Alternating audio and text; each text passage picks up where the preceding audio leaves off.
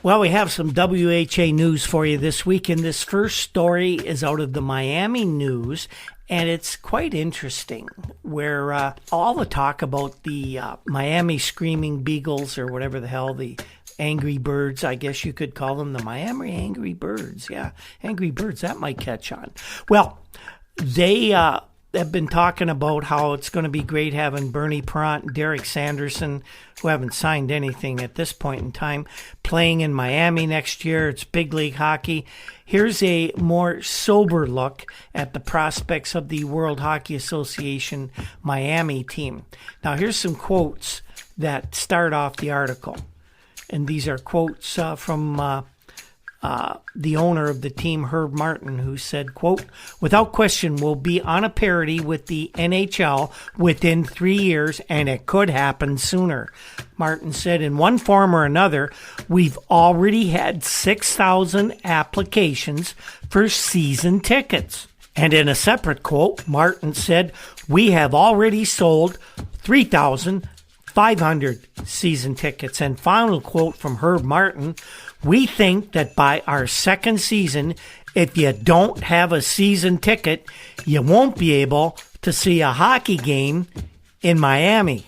George Storen, the fine sports editor of this publication, the Miami News, says that those are quotes culled from other newspapers attributed to Herb Martin, the man who says he's going to put a Miami team in the WHA. From reading these and other statements made by Martin, one would get the feeling that Miami is on the verge of becoming the hockey capital of the world. Mr. Storen says he can't buy it. If Mr. Martin is sincere, he either has not done his homework or he's very naive and has a bundle of money that he just wants to toss away. You see, professional hockey is a great sport, and Mr. Storen believes with a suitable arena and patient management, South Florida would support a National Hockey League team. Miami was mentioned last week at the NHL meetings as a possible expansion site in the mid-1970s. Good luck with that. But a made-from-scratch team in a fledgling league, no chance. Ask the Floridians of the ABA. Better still, ask the Miami Dolphins, who were something less than an overnight success at the box office. South Floridians have a history of, 1, ignoring anything that smacks of being minor league, and 2, adopting a wait-and-see-how-it-goes attitude with any new team in town, even if it were to be Major League. Martin, who boasts he's never even seen a hockey game in his life, maintains that the Screaming Eagles, would you believe that's a name he actually hung on his team, will be Major League in every way. To back up his claims, it's been reported that Martin has made a very substantial offer to Derek Sanderson of the Boston Bruins, and that Bernie Parent, the goalie for the Maple Leafs, name has come up.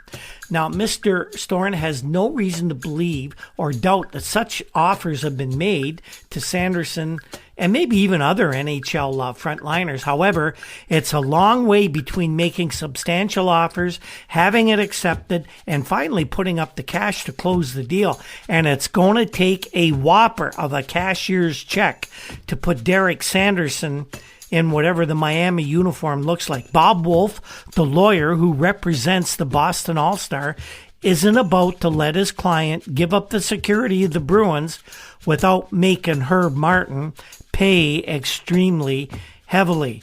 To lure Sanderson, says Wolff, it'll have to be the biggest pro contract in history. And even then, Sanderson would only just think about it. Another question for this Miami hockey team is, where the heck are they going to play?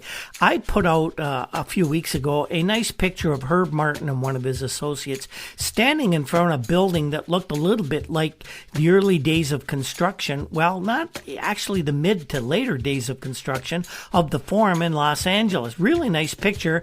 It was said that this is the building that they were putting the finishing touches on for the new arena that the Miami Screaming Eagles were going to play in.